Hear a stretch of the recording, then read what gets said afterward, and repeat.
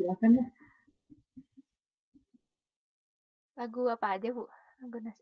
Iya, lagu wajib nasional lah, jangan apa aja. Iya, maksudnya lagu wajib nasional. Iya. Mari teman-teman kita menyanyikan lagu Indonesia Pusaka.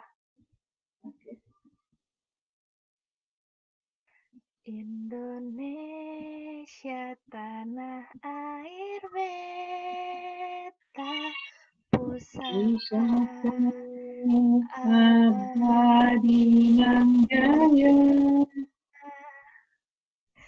Indonesia sejak dulu kala tetap dipuja bangsa. Di sana tempat lahir beta, dibuai dibesarkan bunda, tempat berlindung di hari tua sampai akhir menutup mata. Sungguh indah tanah air beta, tiada bandingnya di dunia. Karya indah Tuhan Maha Kuasa bagi bangsa yang memujanya. Indonesia Ibu Pertiwi, kau ku puja, kau ku kasihi. Tenagaku bahkan pun jiwaku kepadamu rela ku beri. Terima kasih Safira. Sama-sama, Bu. Oke, bagus banget suaranya, lagunya juga oke banget. Baik, anak-anak, Ibu absen dulu. Ya, Ibu absen dulu. Kalau di grup sudah ada absen, jadi ada juga absen di Zoom ya, nak, ya, biar lebih lengkap lah.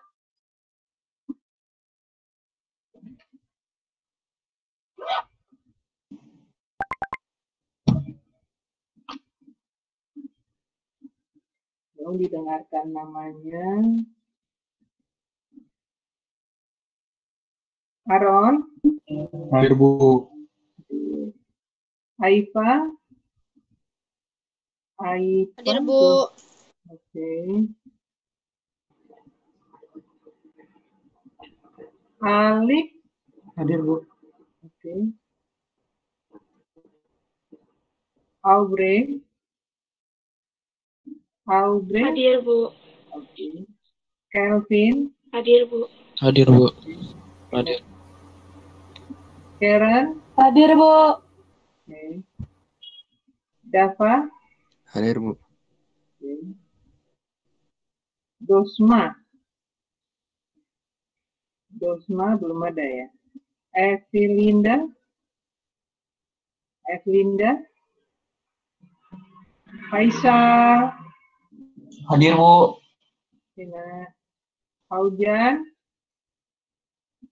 Faujan?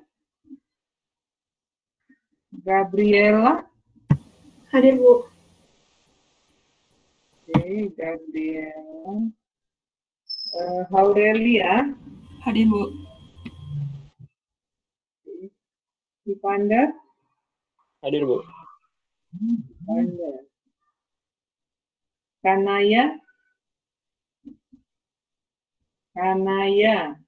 Belum ada ya? Hadir, Bu.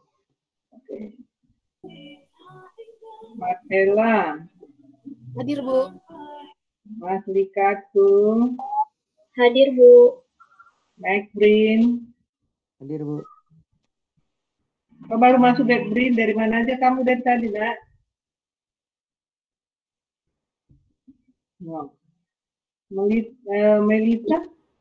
Hadir, Bu. Muhammad Farsha. Muhammad Farsha.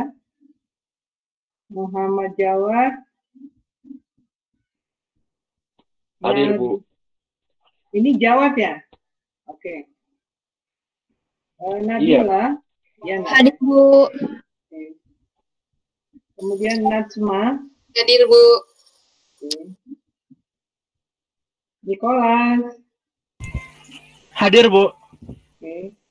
Nur Melati. Hadir, Bu. Oke. Nurul Asifah. Hadir, Bu. Oke. Komita. Hadir, Bu. Oke. Kafifa. Hadir, Bu. Raplesio. Hadir. Raplesio. Hadir, Bu. Oke. Salma. Hadir, Bu. Oke. Safira. Hadir, Bu. Sekina. Hadir, Bu. Oke. Sudirman. Hadir, Bu. Syarif.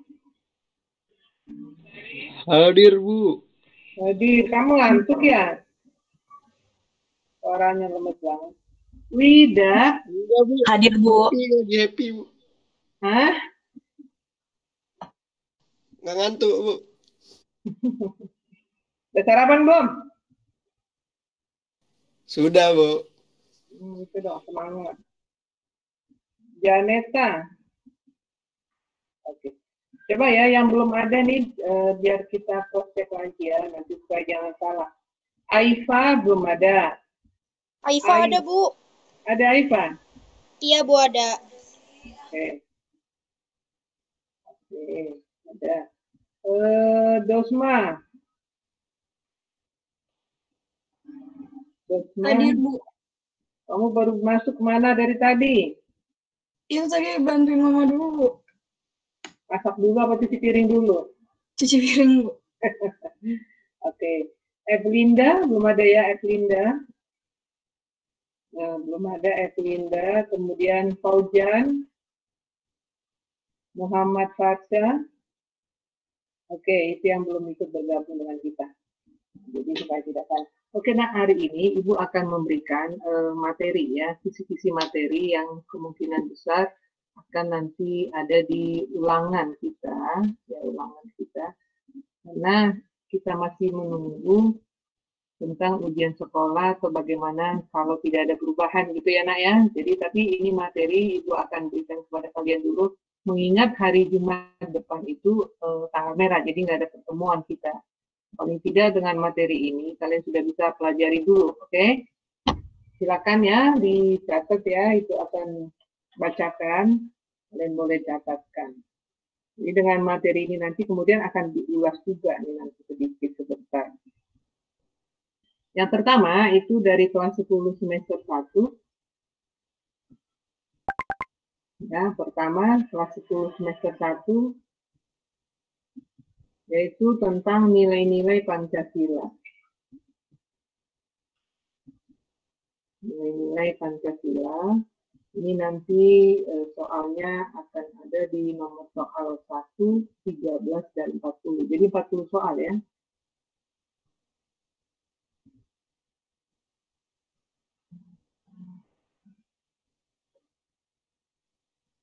Kemudian yang kedua, dari kelas 10 semester 1, yaitu tentang fungsi dan kewenangan lembaga negara.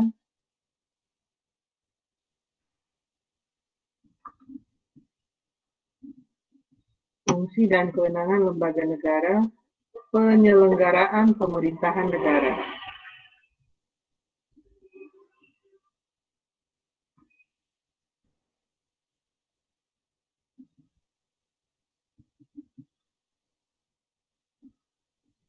Ini ada di nomor soal nantinya 14, 31, 34, dan 37. Bu, maaf Bu, boleh ulang nggak nomornya Bu? 14, 14, 31, 34, dan 37.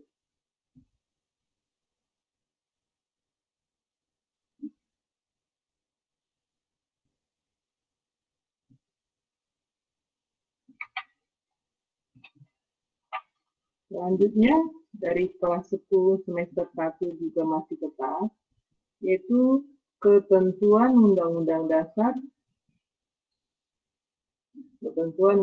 Dasar Negara Republik Indonesia tahun 1945 yang mengatur tentang wilayah negara,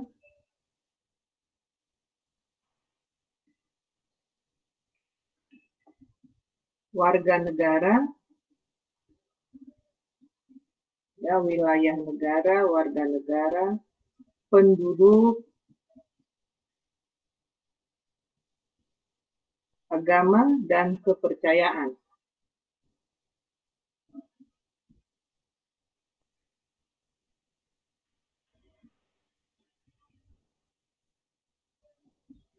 Ini ada di soal nomor 2, 8, 32, 38, 39.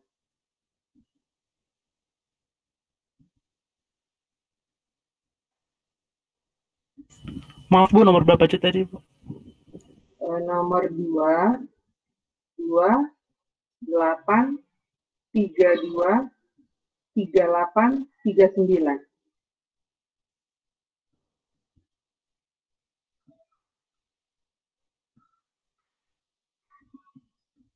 Selanjutnya dari kelas 11 semester 1, yaitu tentang hak asasi manusia, HAM ya.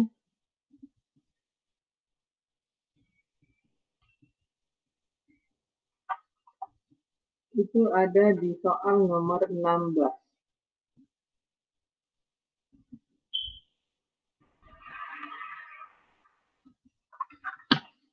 Selanjutnya kelas 11 semester 2.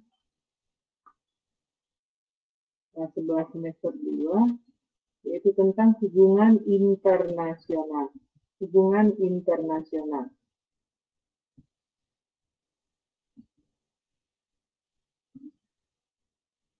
Ini nomor soalnya adalah nomor soal 17, ya, nomor 17.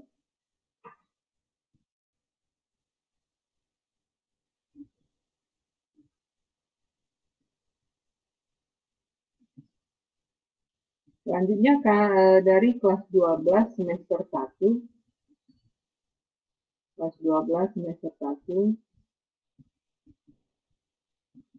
Yaitu tentang kasus-kasus pelanggaran hak dan kewajiban warga negara.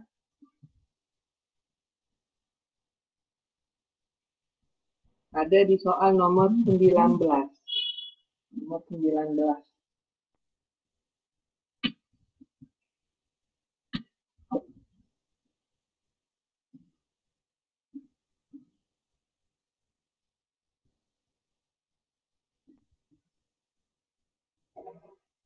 Selanjutnya dari kelas 10 semester 2,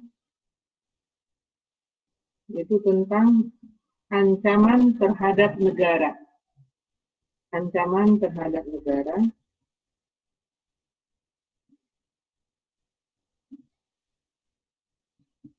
Nomor soal 15, 22, 23, 24.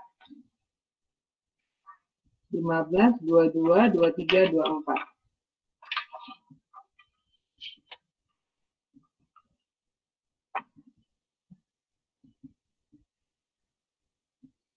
Kemudian dari kelas 10 semester 2, dari kelas 10 semester 2, yaitu faktor-faktor integrasi nasional. Itu tentang faktor-faktor integrasi nasional. Ini soal nomor 9, 21, 25, 26.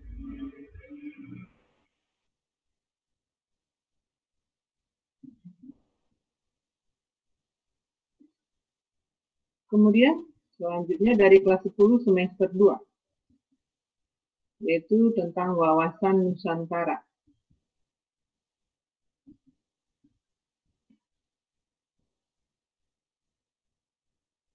Ini ada di nomor 10 dan 33.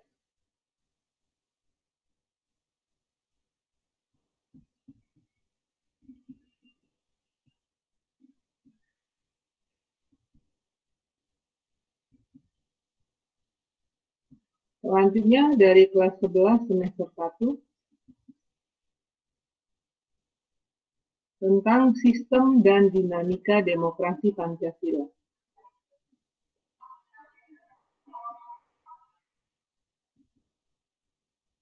Ini di nomor 20, 27, 28, 29. 20, 27, 28, 29.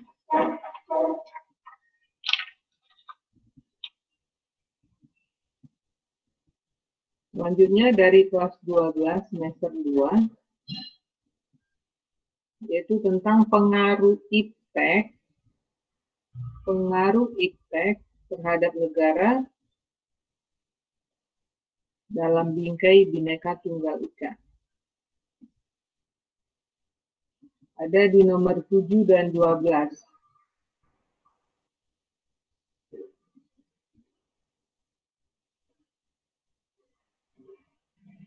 Selanjutnya dari kelas 11 semester 2. Nomornya tadi, Bu.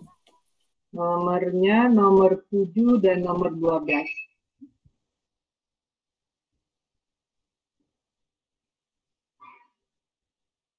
Selanjutnya dari kelas 11 semester 2,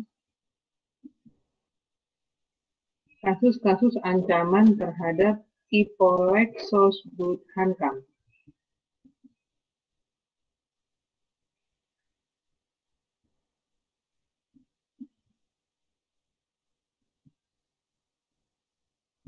Ini ada di soal nomor 5.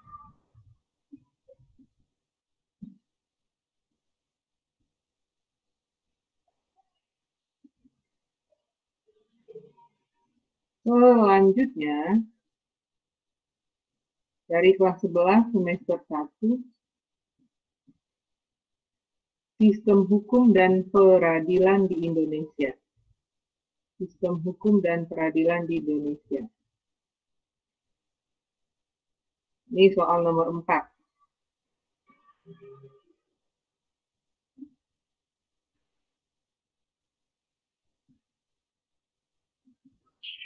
Kemudian dari kelas 12 semester 1, yaitu tentang perlindungan dan penegakan hukum. Perlindungan dan penegakan hukum. Ini nomor 18. Nomor 18.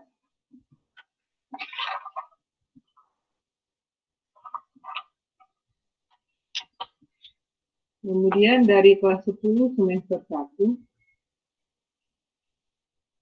kelas 10 semester 1 yaitu tentang hubungan pemerintah pusat dan daerah. Hubungan pemerintah pusat dan daerah ada di nomor 3, 35, dan 36.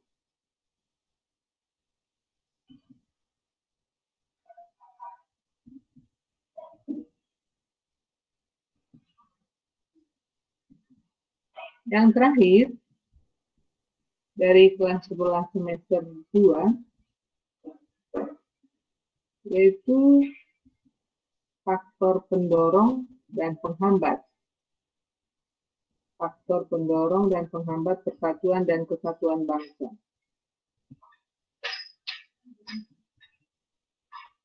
Faktor pendorong dan penghambat persatuan dan kesatuan bangsa ada di nomor 6, 11, dan 30. nomor 6, 11, 30. Oke, itu dia ya. Jadi itu nanti ada 40 soal.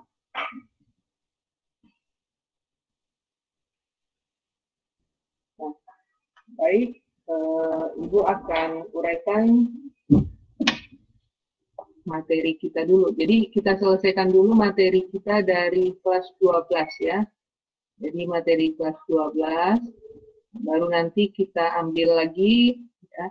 Dan yang akan Ibu bagikan, akan kita uraikan, yaitu materi-materi inti saja ya, dari setiap kelas itu tadi. Jadi tidak melebar kemana-mana, tapi cukup yang ada kaitannya ke nomor soal. Karena ini juga semua materi ini sebenarnya sudah kalian pelajari dari kelas 10 dan kelas 11 ya. Nah, pasti sudah ada ya, materinya. Tinggal dibaca lagi kembali. Oke. Ibu mau ini dulu, materi kita selesaikan dulu.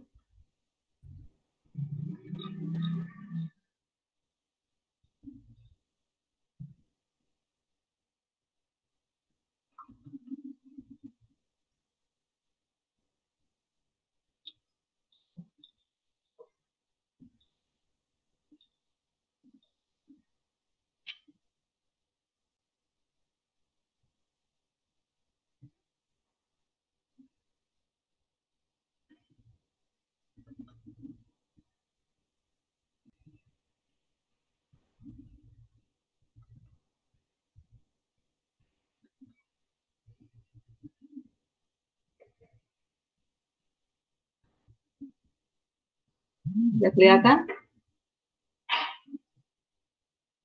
Ya, Bu, udah. Sudah, Bu. Oke ya. Jadi kita akan, kita akan selesaikan materi kita dulu yang terakhir, yaitu tentang persatuan dan kesatuan bangsa Indonesia dari masa ke masa. Kita tahu ya bahwa untuk mewujudkan persatuan dan kesatuan itu butuh proses buat kita ya, butuh proses. Jadi persatuan dan kesatuan itu ada hingga saat ini tercipta seperti sekarang ini itu butuh proses yang panjang. Yang kita kenal dengan ada masa orde ya kan, ada orde lama, orde baru, dan sekarang kita masuk orde reformasi. Nah, jadi di sini kita lihat bagaimana persatuan dan kesatuan itu dari masa ke masa hingga pada saat ini, semuanya perlu dukungan dan perhatian yang besar dari seluruh warga negara. Agar apa? Persatuan dan kesatuan yang sudah kita raih ya, saat ini bisa tetap bertahan, bisa tetap berdiri dengan kokoh. Nah, kita lihat ya bagaimana persatuan dan kesatuan dari masa ke masa. Pertama pada masa Orde Lama. Ketika pada masa Orde Lama tentang persatuan dan kesatuan, kita tahu di sana banyak proses, banyak terjadi perubahan-perubahan. Lalu bagaimana sejarah perumusan Indonesia agar bisa memproklamirkan kemerdekaannya, bagaimana perumusan Pancasila dijadikan sebagai dasar negara, ya itu pada masa Orde Lama. Lalu setelah Pancasila dan Undang-Undang Dasar 45 yang dijadikan sebagai dasar dan konstitusi negara, itu banyak hal, banyak perubahan-perubahan, sehingga di sini dikatakan pada masa Orde Baru ada komitmen yang tegas bahwa pada masa Orde Baru, di mana di sana dikatakan bahwa pemerintah ingin menjalankan Undang-Undang Dasar 45 ya, dan Pancasila itu secara murni dan konsekuen. Itulah pengertian dari Orde Baru. Karena pada masa Orde Lama, memang Pancasila dan Undang-Undang Dasar 45 itu mengalami pasang surut. Karena apa? Adanya di sana perubahan-perubahan ya pada saat itu. Sehingga pada masa Orde Baru ditegaskan kembali bahwa kita ingin menjalankan Pancasila dan Undang-Undang Dasar 45 secara murni dan konsekuen. Itu pada masa Orde Baru. Kembali itu di sini dikatakan bahwa pada masa Orde Baru ditegaskan kembali ya bahwa sistem pemerintahan tetap berdasarkan Undang-Undang Dasar Negara Republik tahun 1945, yaitu sistem presidensial. Ya, sistem presidensial di mana presiden dia berfungsi sebagai kepala negara sekaligus sebagai kepala pemerintahan, ya, pada masa Orde Baru. Nah, kemudian nih, pada masa Orde Reformasi sampai pada saat ini kita melihat banyak perubahan-perubahan yang terjadi juga, ya, yang salah satunya yang paling kelihatan banget ya dampaknya yaitu di sini kemerdekaan pers, kebebasan pers dalam meliput dan memberitakan suatu berita. Itu terjadi perubahan. Lalu yang kedua, yaitu kemerdekaan membentuk partai politik. Kita tahu bahwa kemarin pemilu yang sudah diikuti puluhan partai politik. Kalau pada masa Orde Lama, Orde Baru itu pada masa Orde Baru hanya ada tiga partai politik. Nah, jadi sekarang kita lihat kemerdekaan membentuk partai politik. Kemarin pemilu yang baru kita selenggarakan itu sudah diikuti oleh puluhan partai politik. Jadi kita semakin terbuka, ya, ada perubahan dalam berdemokrasi.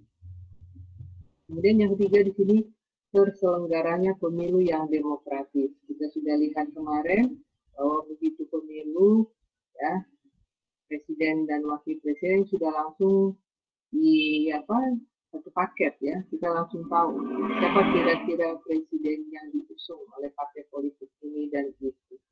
Jadi ketahuan. Kalau dulu nggak ketahuan siapa yang akan menjadi presidennya, karena kita hanya tahu yaitu partai politiknya saja, gitu ya. Jadi yang keempat itu pembebasan narapidana politik. Jadi sebagai contoh hanya narapidana G30 XPKI. Inilah contoh perubahan yang terjadi dalam persatuan dan kesatuan bangsa Indonesia dari masa ke masa. Artinya bahwa walaupun ada perubahan-perubahan semuanya ini tetap tidak mengurangi, ya, rasa persatuan dan kesatuan. Justru dengan semuanya ini kita berharap bahwa semakin kokohnya persatuan dan kesatuan kita, karena tanpa persatuan dan kesatuan bangsa Indonesia tidak akan bisa menjadi bangsa yang besar, tidak akan bisa menjadi bangsa yang maju. Maka dikatakan ketika kita bersatu maka kita kuat, ya. Ketika kita bersatu maka kita kuat. Oleh sebab itu semboyan Bhinneka Tunggal Ika itu sangat tepat sekali buat kita, ya, bangsa Indonesia. Oleh sebab itu mari kita tetap menjaga, ya, persatuan dan kesatuan ini agar bisa tetap berdiri dengan kokoh. Jadi inilah inti dari persatuan dan kesatuan dari kelas semester 2 yang terakhir sekarang ini. Nah, karena nanti ini akan kita tambahkan juga dari materi-materi yang lain, ya, akan dilengkapi dari materi-materi yang lain. Nah, sekarang Ibu mau buka dulu dari kelas 10 untuk melengkapi ini. Karena kaitannya juga ada di materi tadi, yaitu tentang bicara dengan persatuan dan kesatuan. Kalau di kelas 10 dia disebut dengan integrasi nasional. Dan ada juga, ya, di tamu tadi, ya, integrasi nasional. Ini akan kita lihat ada di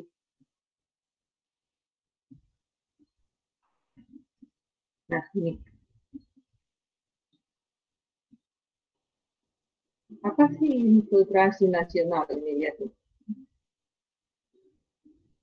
Ini pengertian integrasi nasional. Kita tahu bahwa, ya, bangsa Indonesia itu adalah bangsa yang majemuk,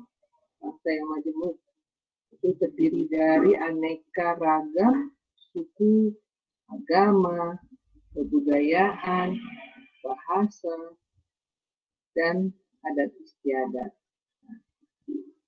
Maka di sini perlu disebutkan bahwa keanekaragaman itu, ya, disatukan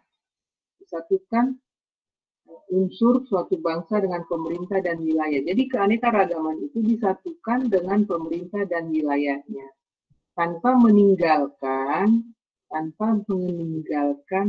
ciri khasnya masing-masing. Jadi integrasi nasional adalah upaya menyatukan seluruh unsur suatu bangsa dengan pemerintah dan wilayahnya.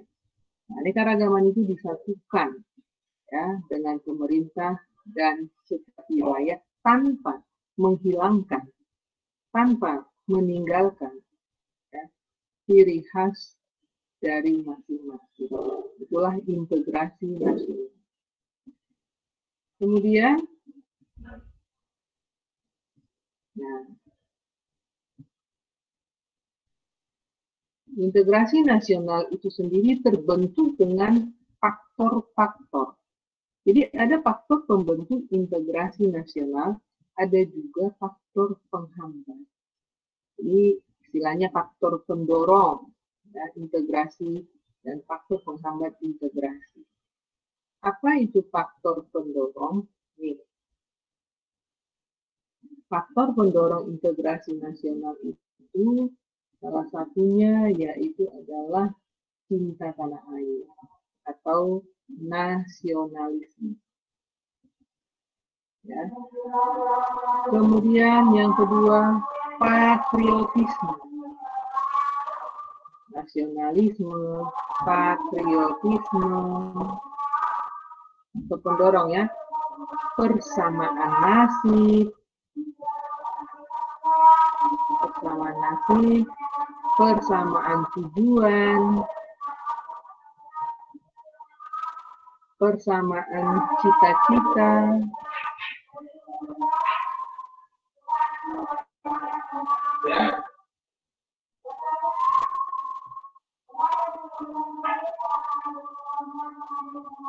itu yang menjadi faktor pendorong, ya, faktor pendorong. Jadi persamaan bahasa, ya. Jadi satu nasionalisme, patriotisme, persamaan tujuan, persamaan cita-cita, lalu persamaan apa? Persamaan bahasa. Itu faktor pendorong integrasi nasional. Selanjutnya faktor penghambat. Kita tahu tadi dikatakan bahwa ketika keanekaragaman ya, bangsa Indonesia dapat disikapi dengan baik, dapat diterima dan saling menghargai, maka sebenarnya ini tidak menjadi faktor penghambat. Tapi ketika keanekaragaman itu tidak bisa disikapi, tidak bisa diterima dengan baik, maka dia menjadi faktor penghambat. Karena apa? Karena masing-masing akan menganggap ya dirinya lah yang paling baik, yang paling benar. Maka di sini dia menjadi faktor penghambat. Contoh di sini katakan dalam keanekaragaman suku, budaya, bahasa, ras dan agama. Nah, ketika ini tidak bisa menghargai atau menerima perbedaan, dia menjadi faktor penghambat. Padahal kalau kita bisa menerima dan menyikapi ini, maka ini dikatakan menjadi kekayaan yang sangat besar bagi bangsa Indonesia. Ya. Jadi, dia menjadi salah satu faktor penghambat. Itu keanekaragaman. Lalu yang kedua, yang menjadi faktor penghambat adalah kemiskinan. Kemiskinan. Lalu yang ketiga, kesenjangan sosial ekonomi. Kemudian yang keempat yaitu adalah belum meratanya hasil-hasil pembangunan nasional. Belum merata.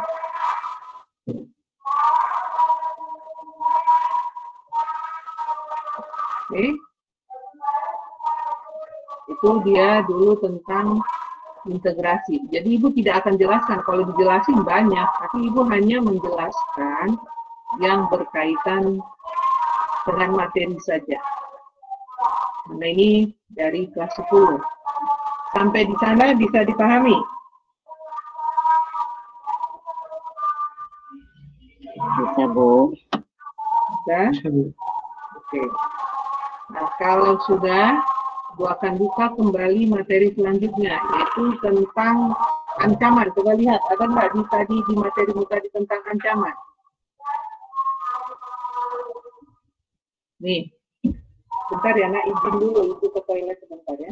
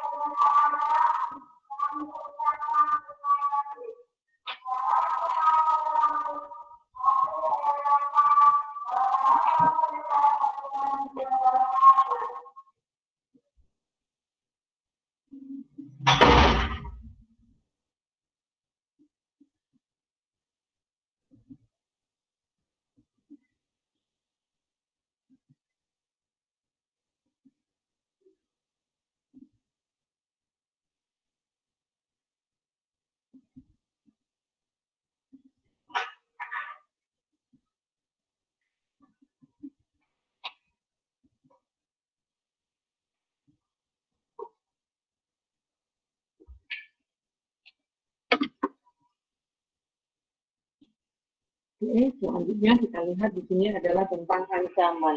Kalau tadi kami lihat ada di materinya tentang ancaman itu, yaitu di nantinya akan ada di soal nomor 15, 23, 22, 23, 24. Nah, kalau dilihat di slide-nya, ini adalah contoh wilayah perairan Indonesia. Kita tahu bahwa Indonesia ini berada pada posisi silang dunia, kita letaknya sangat strategis, maka sangat rentan terjadi ancaman.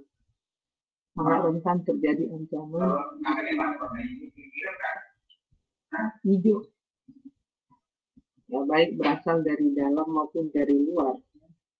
Sekarang kita lihat, apa sih yang dimaksud dengan ancaman? Ini dia pengertian ancaman. Ancaman itu adalah setiap usaha atau upaya yang dilakukan, baik dari dalam negeri maupun luar negeri, yang dinilai dapat membahayakan kedaulatan, keutuhan, dan keselamatan suatu negara atau bangsa. Ini disebut namanya ancaman, ya. Pengertian ancaman. Itu setiap usaha dan kegiatan, baik dari dalam negeri maupun luar negeri, yang dinilai dapat membahayakan kedaulatan, keutuhan, dan keselamatan suatu negara. Itu disebut namanya ancaman. Kemudian, nih, pembagian ancaman. Ancaman itu dapat dibagi atas tiga macam, ya. Tiga macam. Yang pertama, ancaman menurut jenisnya. Dua, menurut sumbernya, menurut bentuknya. Nah, menurut jenisnya, ini ya, menurut jenisnya, ancaman digolongkan ke dalam atas tiga, yaitu ancaman militer, non-militer, dan ancaman hibrida. Jadi, menurut jenisnya, ancaman digolongkan ke atas tiga, militer, non-militer, dan ancaman hibrida. Contoh dari ancaman militer ini yaitu agresi. Lalu ancaman non-militer ini contohnya adalah apa? Karena ini non-fisik, ya. Non-fisik itu bisa melalui apa? Ipolek-Sosbud, ya, Ipolek-Sosbud. Biologi, politik, sosial budaya, ya. Itu. Kemudian perkembangan iptek itu termasuk, ya, termasuk ancaman non militer. Lalu yang ketiga, ancaman hibrida. Ancaman hibrida itu adalah penggabungan antara ancaman militer dan non militer, itu disebut namanya ancaman hibrida. Ya. Yang kedua, menurut sumbernya. Ancaman menurut sumbernya yaitu satu, posisi Indonesia yang strategis serta kemajemukan Indonesia membuat Indonesia rawan terhadap berbagai ancaman, ya, rawan. Ya. Jadi karena posisi Indonesia yang strategis serta kemajemukan Indonesia membuat kita rawan terhadap berbagai ancaman. Itu menurut sumbernya. Jadi menurut sumbernya ya adalah letak posisi Indonesia yang strategis. Yang ketiga, ancaman menurut bentuknya dapat dibagi atas dua. Satu, ancaman nyata, ya, ancaman dalam bentuk nyata. Yang kedua, ancaman belum nyata. Apa itu ancaman nyata? Ancaman nyata itu adalah suatu hal yang membahayakan,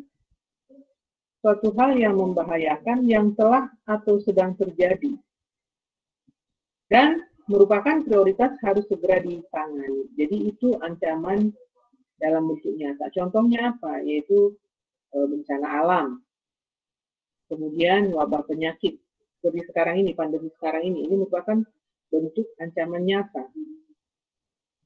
Kemudian apalagi, yaitu terorisme, radikalisme, itu termasuk ancaman nyata. Kemudian ancaman belum nyata. Nah, kalau dikatakan ancaman belum nyata, dia belum kelihatan, tapi berpotensi akan menjadi nyata. Nah, jadi dia merupakan hal-hal yang membahayakan, ya, tapi belum nyata gitu, belum nyata. Tapi ketika dia dibiarkan, ya, tidak ditanggulangi atau ditangani, maka dia berpotensi menjadi nyata. Oleh sebab itu, perlu kewaspadaan dari seluruh warga negara dan pemerintah.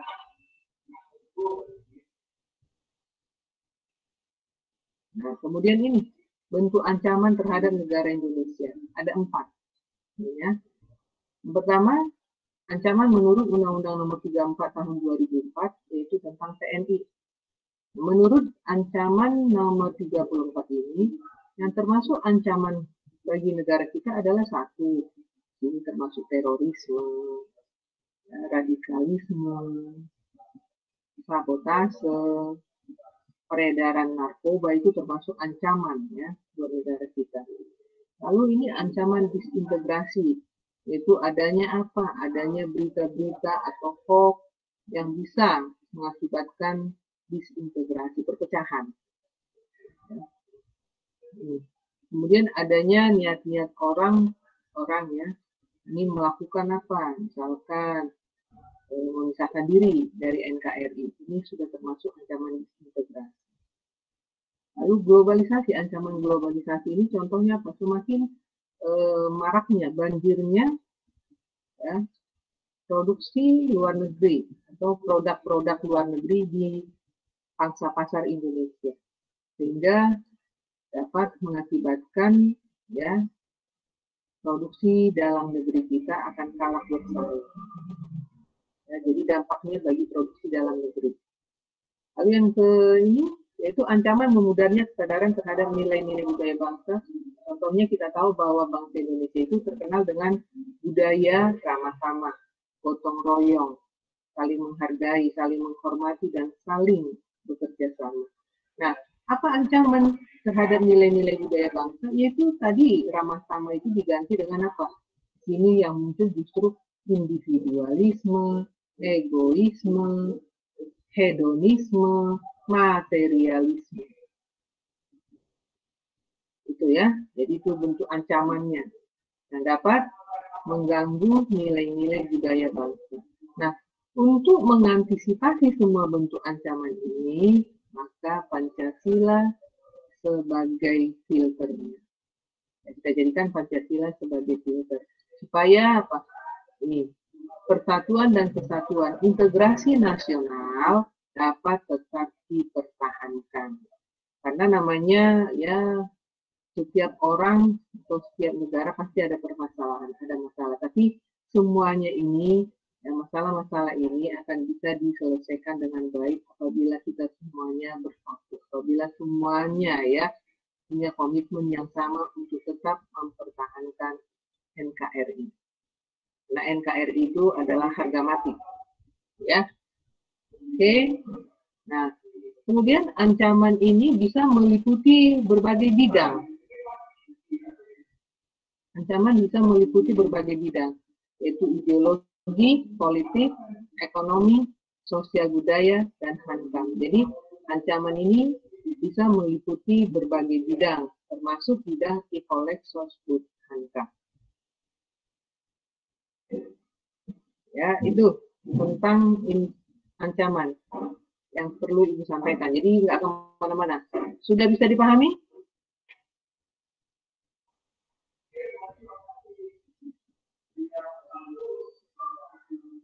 Bisa dimengerti nggak, Nak? Bisa, Bu. Bisa, Bu. Oke. Satu lagi, yang terakhir. Kita masuk ke bab ini, yaitu tentang wawasan Nusantara. Ada tadi di soal nomor berapa nih, wawasan Nusantara?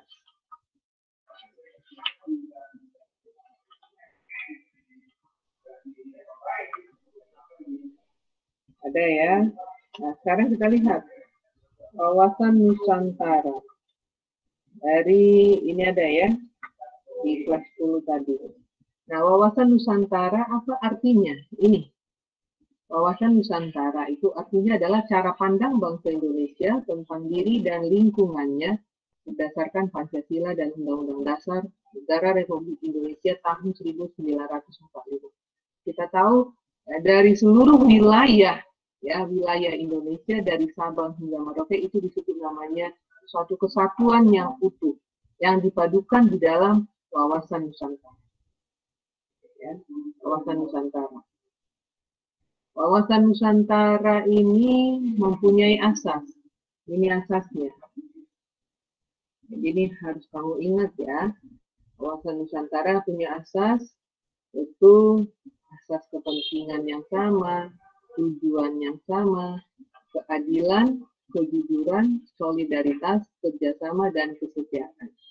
Akan nanti muncul soal di bawah ini yang bukan merupakan asas wawasan Nusantara.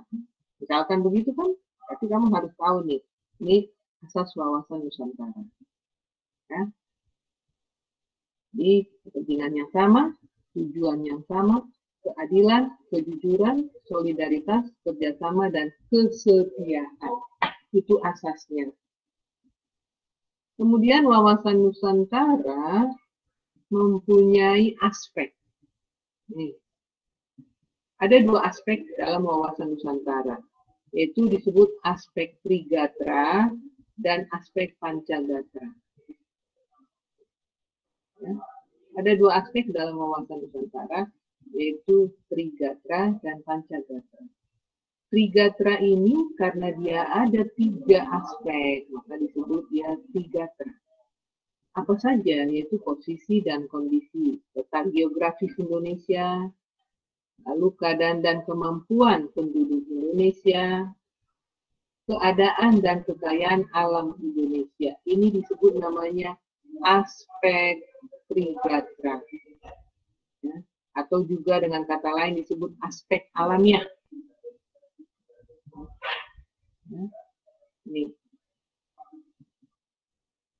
Kemudian ini, Pancagatra itu karena dia ada 5 aspek, jadi Ipolek, Sosbud, Hankam ya. Hankam ini tidak dipisah, jadi satu Hankam.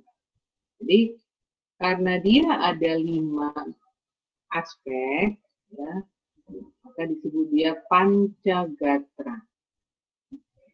Pancagatra itu ideologi, politik, ekonomi, sosial budaya, pertahanan, dan keamanan. Ini aspek Pancagatra atau disebut dengan aspek sosial. Kalau tadi alamiah, ini aspek sosial. Ya.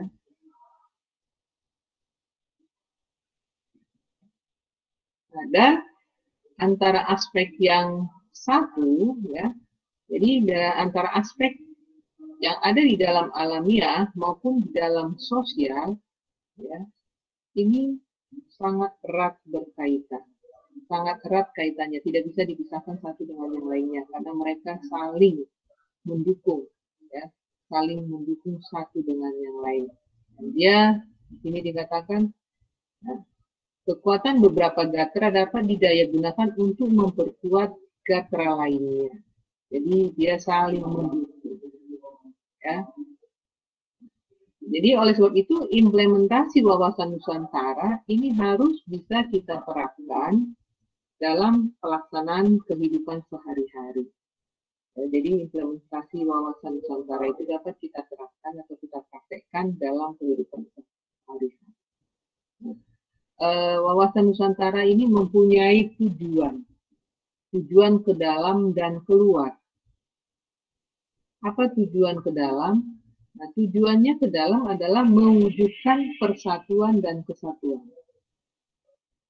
Mewujudkan persatuan dan kesatuan. Keluar, apa tujuannya keluar? Tujuan keluar adalah menciptakan perdamaian dunia. Menciptakan perdamaian dunia. Jadi inilah tentang wilayah ya Indonesia yang ada di dalam kawasan Nusantara. Bisa dipahami di sana? Nggak usah Ibu jelaskan karena Ibu akan ambil hanya garis-garis besar.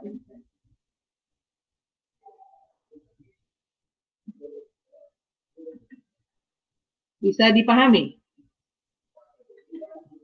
Bisa, Bu. Bisa, Bu.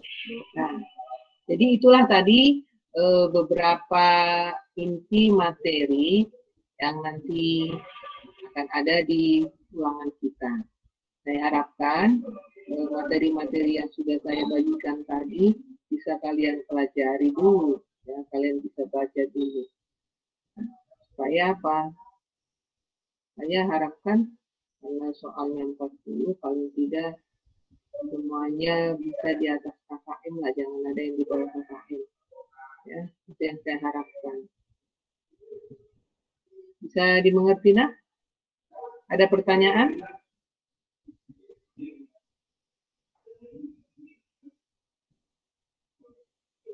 Oke, kalau tidak ada pertanyaan, Ibu rasa cukup dulu pertemuan kita untuk siang hari ini. Silakan kalian baca lagi semua materi tadi. Tapi Ibu ingin ada dokumentasi kita dulu, siapa yang bisa membuat fotonya hari ini, siapa yang pakai laptop, kamera semuanya dibuka dulu.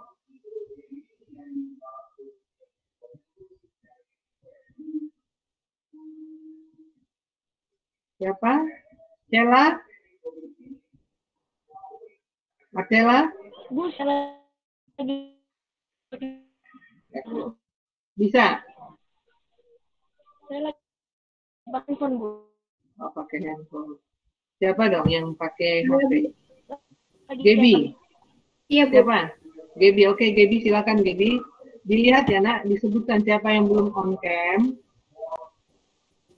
Yang belum Kira, Dosma, Farza, Alif, Najma, Ivander, Aubrey, Shekina, Cio, Ical, Karen, sama Dava. Ayo nak.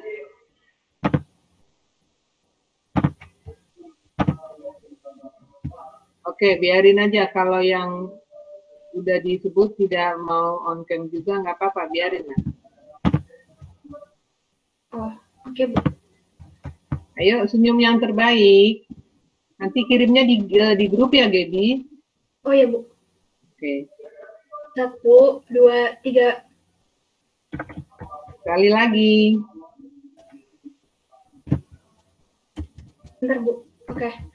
1, 2, 3. Oke. Ya, nak. Oke, Gaby, terima kasih ya. Terima kasih anak-anak buat pertemuan kita pada siang hari ini. Ya, salam sehat, tetap semangat, sukses selalu buat kita semuanya.